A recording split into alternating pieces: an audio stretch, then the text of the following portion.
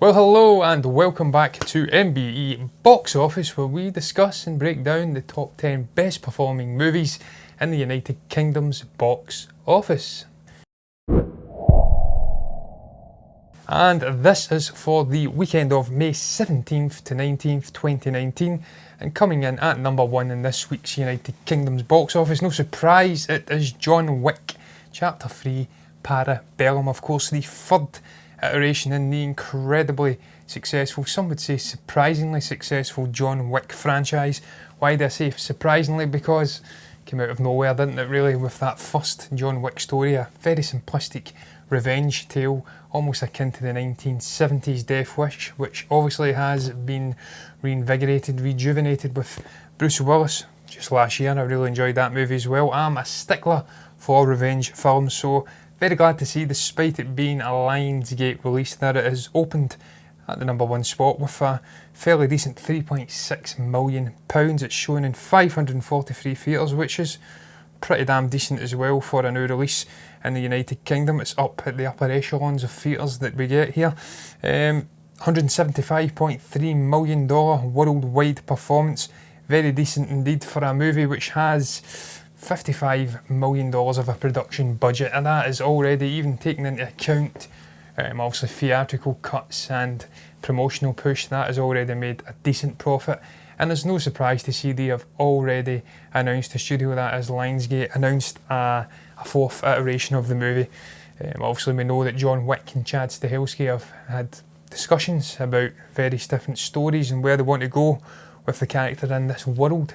So it's all looking up for John Wick, and I'm absolutely delighted. I went to see this movie last weekend, thoroughly enjoyed it. Still have the number 1, the John Wick, the first movie, in at number 1 in terms of the franchise as a whole. My ratings, just like the simplicity of that original movie, obviously him avenging his wife and also the young dog that she bought him. Second one did a great job of establishing the mythology and the criminal underworld. Wasn't quite as good in terms of all-out action and just the simplistic nature of the first movie. This one seems to be like a blend of the first two movies. It has the simplicity and the out-and-out carnage and violence, and he has a real propensity of finding a whole range of different things to kill people with. No better is that summed up than in the first scene with the giant, where he kills him with a book. Spoiler alert if you haven't seen it. But it also has the development of the mythology even further, the criminal underworld, all the various different continentals, the hierarchy of different sort of criminals and outfits, the high table and the elder and stuff like that. It embellishes on the world more and allows the violence and the great cinematography and action to arise from that great foundation. But look, I'm going to move on to the number 2 movie in this week's box office. I can't wax lyrically about John Wick all day, sadly, and it's Pokémon Detective Pikachu coming in at number 2. It's grossed another £2.7 million this weekend, or last weekend. This is always a week behind this show. It's dropped just 46.3% in its second weekend. That's a decent little drop for a new release. Still showing in, actually it's went up in theatres, it's now showing in 604 theatres. That's an increase of 25 on last week. Always a good sign that a movie's performing better than expected when the theatres start to show more showings of the movie. It's grossed £8.88 million overall, 2 weeks in. Very decent performance for Pokémon Detective Pikachu. Another movie I went to see last week and thoroughly enjoyed, I have to say. Really enjoyed Ryan Reynolds' portrayal as obviously Detective Pikachu. I enjoyed his son's performance, Justice Smith, Tim Goodman. Had a great little story going on there with this young fresh kid coming from a small town, really accepting a life of sort of a dead-end job and just monotonous life, and then he gets thrust into this world when his father is involved in an accident. He teams up with this sort of a maverick Pikachu character, and they go off and try and discover what happened to his father. There's a whole host of things going on in there. I think the villainous character was played by Bill Nye. That's a slight spoiler because he does masquerade as a good guy at the start, but all things considered, really good movie. Whole host of great performances in there. I think they've got a budding franchise on their hands here, Warner Brothers. I really enjoyed it. I thought it was very good all across the board. That's how you really adapt a sort of a traditional game franchise into movies. This is how you do it. and Warner Brothers are going to look to continue that success into potentially another, I think it was, what the hell was it called? Mortal Kombat. They're looking at doing a Mortal Kombat movie. But look, this is Detective Pikachu we're speaking about here. Worldwide performance, $352.9 million worldwide, a $150 million budget. It did have a promotional push. There is theatrical cuts to take into account there, but already made a profit, and I fully expect Warner Brothers to cash in on this cow, get Ryan Reynolds back somehow, even though he morphed back into proper Ryan Reynolds at the end. Another spoiler, sorry about that if you haven't seen it, but I expect them to utilise the acting and the voice talents of Ryan Reynolds and continue the stories of Justice Smith's character going forward. But look, number 3 this week, surprisingly, is Avengers Endgame. It's dropped another spot at the United Kingdom's box office 4 weeks in. It's a real surprise because it opened so strongly with a fantastic performance obviously in the first 2 weeks, but this is something we're seeing reflecting throughout its performance all over the world. It's starting to tailor off just a little bit, but it's been a monstrous release. Incidentally, it's grossed £2.24 million again this weekend. It dropped I think about 69% last weekend.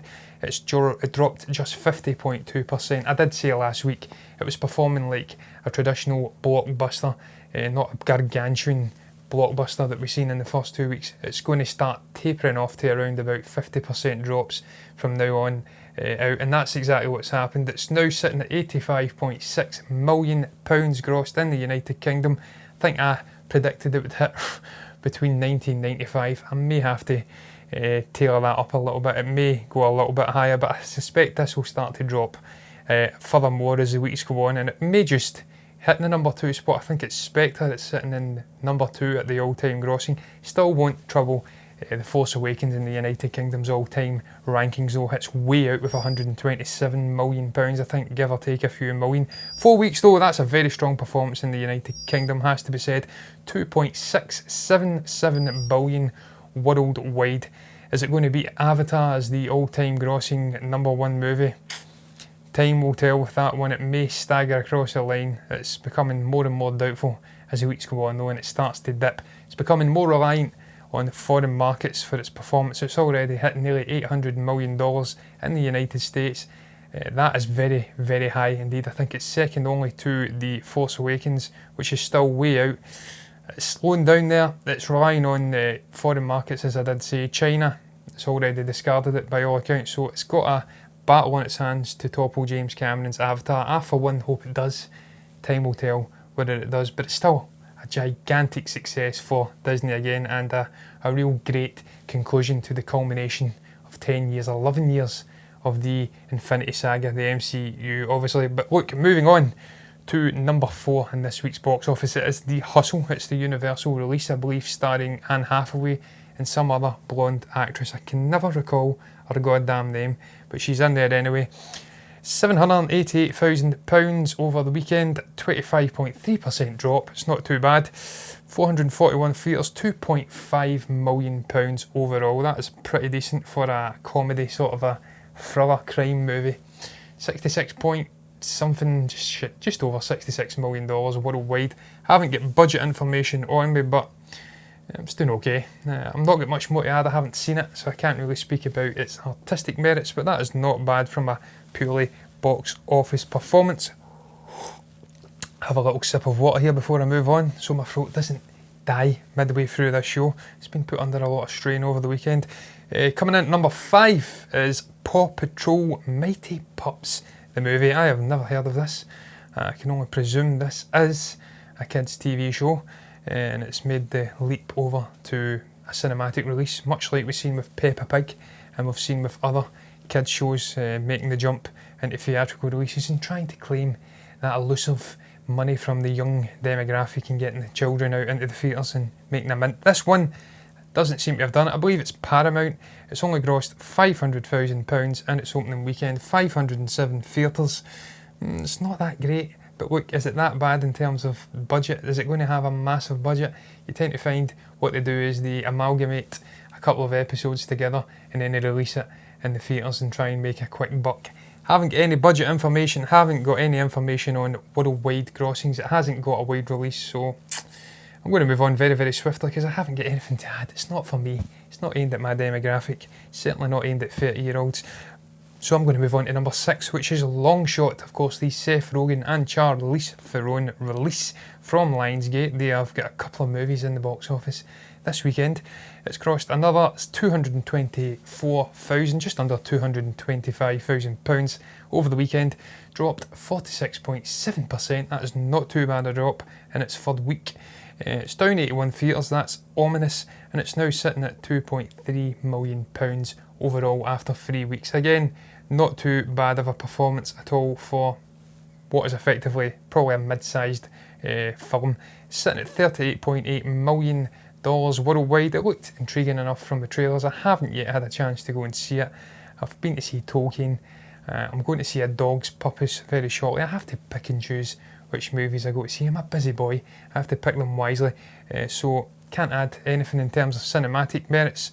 What my thoughts were on it. Decent enough performance, I'd presume, without budget information on me. And I'm going to move swiftly on to number 7, which is Dumbo 2019. Of course, the Tim Burton remake starring Colin Farrell, Danny DeVito, and a whole host of other noteworthy names. It's grossed another £171,000 over the weekend. It's dropped just 30%, I should say, 30.1% to be precise. That's not too bad of a drop. After 8 weeks, it's got some legs on it, this one. Now sitting at £25.49 million overall after 8 weeks. That is absolutely fantastic for a movie which, quite frankly, was absolutely destroyed by critics. They says it was a pile of crap. It was an abomination. It didn't live up to the original. And look, being of a certain age where I can't recall the original, I've only got this one to go on, and I actually enjoyed it for the most part. I thought it was an okay story. I thought it was pretty decent in the main. I liked it. I thought the animation was fine. It had parts of Tim Burton's dark sort of vibes which he likes to go for in his movies, and a classic Disney story tacked on for good measure. It's grossed $348 million worldwide, a $170 million budget. Probably made a sliver of a profit. Disney don't care. They've grossed about, Lord knows, $5 billion already. I don't know how much money they've grossed between Captain Marvel and the Endgame alone. Must be sitting at close to $5 billion already, so they don't care. They're raking the money in. And I'm going to move on that note because I haven't got much more to say. I watched it about 5 weeks ago. It's starting to leave my mind already. To number 8 in this week's box office. A movie I did say I'm going to go and see. I haven't had a chance to see it yet. It's A Dog's Journey. Of course, the Josh Gad and Dennis Quaid movie starring dogs and stuff like that. Being reincarnated time and again and finding their owners and their soulmates, human soulmates that is. It was a great original movie, A Dog's Purpose. I thoroughly enjoyed it as a dog owner. I shed many a tear watching it. I blubbered like a big baby. And I'm really excited to see how this one's going to obviously do at the box office in terms of feedback as well from fans too. I've seen it's already got a higher rating on IMDb. Don't know what to make about that, but look, its numbers, £147.5 thousand. I don't even know why I said point. Just shy of £148,000 of an opening. It's not that great. I see an opening, it's been out for 3 weeks, it's just not been in the top 10, so I'm talking crap again. I'm having a good time here. It's got a total gross of £1.36 million after 3 weeks. Can't really polish a turd in terms of box office numbers. That isn't too good at all. $46.5 million worldwide. I haven't got the budget information. Must be an absolute nightmare training dogs for these movies though, so that can't have been cheap. They're saying it has an estimated budget of, if I can find it. No, I can't, so I can't even say what the budget is. But look, it's not doing great. We can't polish a turd. I'm sad about it. I'm going to go and try and help it over the next week or so by giving it a bash, because I really like the original, so I'll get something out of it, even if other people are not going and helping it in terms of finances.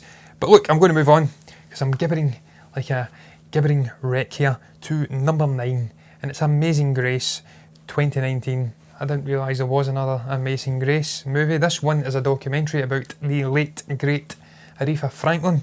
It is about a performance she did in the early 70s in a church, I believe. I haven't seen it. It's getting good feedback. Apparently it's very interesting, well shot and put together. It's grossed another £124,000 over the weekend, 27.1% drop. It's actually gained 45 theatres, shown in 114 now, and it's sitting at a total gross in the United Kingdom of £374,000. I haven't got budget information. I may have a quick gander and see if there is anything. No, there is not, so I can't speak about its budget. It's grossed $4 million in the United States. It's only been released here and in the States, so total gross is roughly about $5 million. It's probably made a profit, and look, if anything, it's getting good cinematic feedback anyway, so look, box office not too bad, cinematic performance in terms of feedback much better. Everybody's a winner, except for me, because I'm not getting any intentions of going to see it, so I'm completely ambivalent towards it either way. And I'm going to move on to the final movie in this week's MBE Box Office, a movie that I did go and see. I says I would last week. It's Tolkien, obviously the Nicholas Hoult-led autobiography about the early stages of the great John Ronald Reuel Tolkien, the man responsible for The Lord of the Rings, The Silmarillion, The Hobbit, and a whole host of other amazing stories whisking us off to the magical Middle-earth. This one has grossed another £119,000 over the weekend, a 50% drop after 3 weeks. It's down 167 theatres, but it's grossed just shy of £1.6 million worldwide, around the United Kingdom I should say. Worldwide it's grossed roughly about $6-7 million, because it's only released in the States as well, out with the United Kingdom, where it's grossed $4.339 million. What did I make of it? I thought it was okay. I thought it was pretty well written in the main. I thought Dom Karakowski done a great job of directing it. Get some great performances out of the likes of Nicholas Hoult, as I did say. I think it was Lily Collins who was in there as well, maybe wrong. She played the love interest of Tolkien. I think it was, I'll try and find her name, Edith Bratt. She was great. There was a nice bit of chemistry between those two actors. I thought the fellow Fellowship members were pretty damn good.